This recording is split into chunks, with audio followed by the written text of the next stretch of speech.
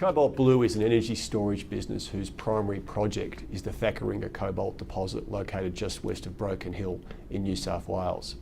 Where we're at today is really a two-step process. Firstly, we're being spun out of Broken Hill Proprietary, and that involves a distribution to shareholders, plus a capital raise and a listing on the ASX.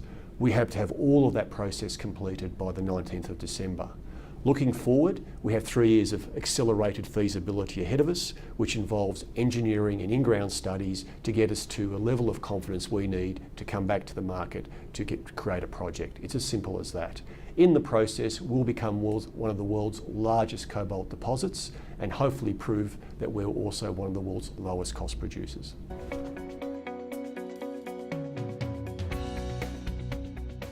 Cobalt enables disruptive technologies such as lithium-ion batteries. Cobalt occupies 75% of all the lithium-ion batteries that you see every day. It's in your laptop, it's in your Ultrabook, it's in your phone that's currently in your pocket.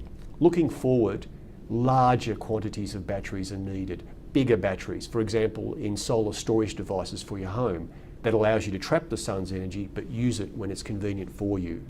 In your electric vehicles, in your driveway, that allow you to move from point A to point B as transport of the future.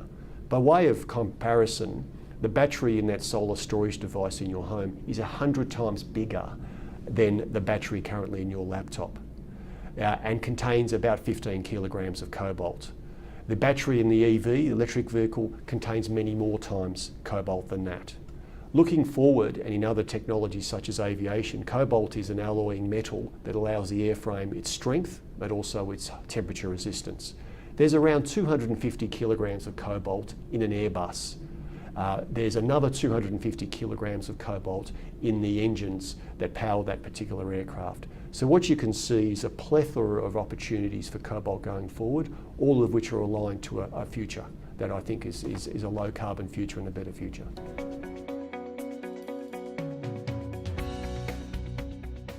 I believe that Cobalt Blue is a fantastic story. We're a pure play cobalt producer. We're environmentally friendly. We enjoy very strong local, state and federal government support. And we've had 50 years of engineering and drilling and work in the background to bring the deposit today to become an overnight success. There's a lot of work's gone around in the background. We're also an ethical sourcing story. We believe in sourcing our cobalt from Australia, using modern techniques, bringing economic prosperity, not just to Broken Hill, but to the west. And we compare ourselves against those mines mining cobalt in areas such as Africa, which have exploitive or unsustainable practices in sourcing their cobalt. Indeed, we want to get onto the ethical sourcing of cobalt and help companies like Apple audit their upstream sourcing. Lastly, we believe we're a very low-cost mine. Located next to Broken Hill, it means we've got fantastic resource of people, appropriate skill sets, good support. We're on a main highway. We have a main railway which can ship our goods to market. We have a fairly tight mining area, which means that our costs of handling will be low. We have access to mains power, and nothing is cheaper than crushing and grinding ore at mains power, and also access to water as well as data and other facilities. Overall, I think we're a very, very strong proposition to become a low-cost miner. Basically, it's a new board for a new company. There's 4 directors with complementary skill sets, starting with our chairman, Robert Biancardi, a successful entrepreneur who is leading our board. Hugh Keller, one of our independents, is an experienced legal mind with 35 years experience in corporate law, lastly as a managing partner at Ashurst. Trangie Johnson, another independent on our board, is an experienced geologist, highly experienced in field work, but also a successful CEO in his own right. Finally, myself, Joe Kaderavek. I'm an aeronautical engineer by profession, so I've been surrounded by cobalt for over 30 years in airframes and engines. So I have a big belief in its future in the aviation industry and transport, but also subsequently I've been working in open cut mining operations for the likes of Rio Tinto and BHP before moving into a head of resources role at Deutsche Bank.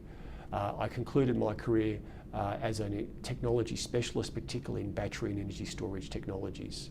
So overall, I believe the board represents a very diverse skill sets and the right people to bring the Cobalt project to the market.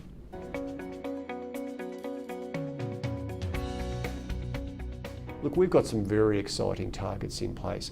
We're going for a significant resource upgrade currently. In fact, we're drilling on site, and we want to come back to the market by middle of next year with a huge upgrade which will indicate a world-class resource. We're aspiring to have a resource that's equivalent of 80,000 tonne of contained cobalt. That's large by any standards. The next 3 years will also have a lot of engineering and feasibility work done as we go from a project today which is pre-scoping study, all the way through to a project that will deliver on a defined feasibility study, ready for further funding and ultimately commissioning and construction work. Also, to reward investors who stick with us, they'll be issued loyalty options at the 3-month mark, and they're 3-year duration options. They can get genuine value from them if they're willing to stick with us and grow with us as our business grows.